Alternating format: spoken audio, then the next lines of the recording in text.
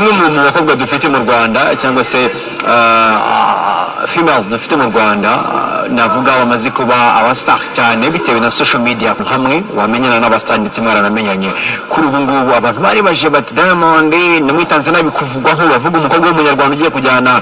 umugabo wa Zari nabonaga abantu benshi batanze n'abataginga Zari Diamond muri mu rukundo nawe ibyo bintu biriho kareka ntabwo ibintu bitigeze binaba ni friendship kandi friendship bubaho ntabwo nigeze rero ngira na relationship na Diamond wawe wari se Chibu Dangote agusabye ati Shadi bro nkuko nabanye na Zari nawe ndagushaka ko tubana tukundana wabyemera ntabwo nabyemera njyewe numva vie y'abastar vraiment yangora cyane niyo mpamvu byangora cyane kubera ko mbona vie yawe itabisanzwe ntabwo ari ibintu na supporta kereka habaye urukundo bibaho ariko mu gihe ngo kubera ko ari umustar minsabye ntabwo byavamo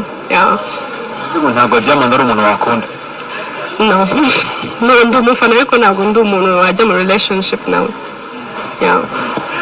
sometimes byinshi